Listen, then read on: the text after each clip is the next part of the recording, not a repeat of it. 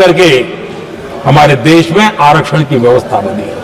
लेकिन vote bank की राजनीति में छुपे हुए लोगों ने, डूबे हुए लोगों ने धर्म के आधार पर, तुष्टीकरण के नाम पर आरक्षण के अंदर कुछ न कुछ नुक्से देने करने का प्रयास किया और इसका सबसे बड़ा नुकसान एससी, एसटी और ओबीसी समाज को हुआ है। आदरणीय सभापति जी, आरक्षण की कथा बहुत लंबी है।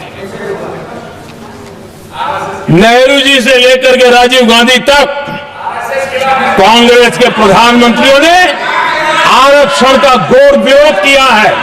हिस्ट्री कह रही है आरक्षण के विरोध में लंबी लंबी चिट्ठियां स्वयं नेहरू जी ने लिखी है, मुख्यमंत्रियों को लिखी है। इतना ही नहीं, सदन में आरक्षण के खिलाफ लंबे लंबे भाषण इन लोगों ने किए हैं। बाबा साहब आंबेडकर समता के लिए और भारत में संतुलित विकास के लिए आरक्षण के लेकर के आए, उन्होंने उसके खिलाफ भी झंडा ऊंचा किया हुआ था। दशकों तक मंडल कमीशन के रिपोर्ट को डिब्बे में डाल दिया था।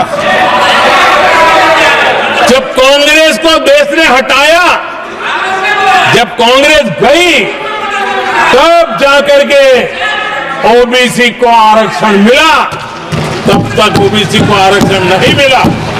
ये कांग्रेस का पाप है। अगर उस समय मिला होता तो आज देश के अनेक पदों पर ओबीसी समाज के लोग भी देश की सेवा करते, लेकिन नहीं करने दिया, नहीं होने दिया। ये पाप इन्होंने किया था। आदरणीय सभापति जी, जब हमारे यहां संविधान का निर्माण चल रहा था, तब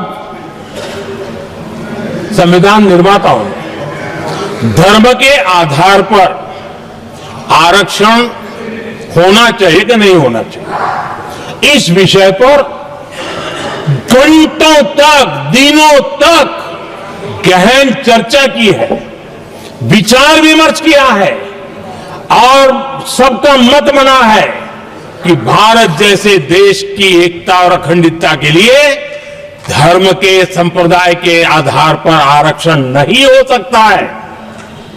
सुविचारित मत था, ऐसा नहीं कि भूल गए थे, रह गया था। सोच विचार कर तय किया गया था कि भारत की एकता और अखंडता के लिए संप्रदाय और धर्म के आधार पर यह नहीं होगा। लेकिन कांग्रेस ने सत्ता सुख के लिए, सत्ता भूख के लिए, अपनी वोट बैंक को खुश करने के लिए धर्म के आधार पर आरक्षण का नया खेल खेला है, जो संविधान की भावना के खिलाफ है।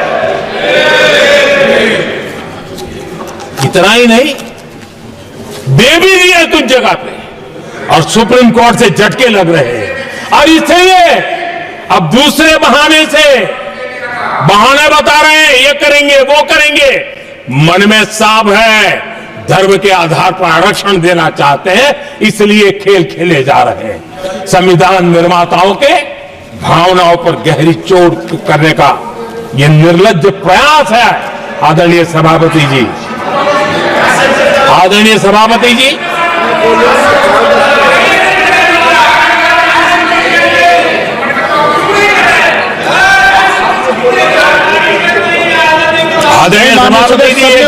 और विषय, ये तरीका ठीक नहीं। आपके नेता ने बोला, आपने बोला दोबारा बात मत करो। इसकी भी मैं चर्चा करना चाहता हूं, और वो ज्वलंत विषय समान नागरिक संहिता, यूनिफॉर्म सिविल कोड। ये विषय भी संविधान सभा के ध्यान बाहर नहीं था।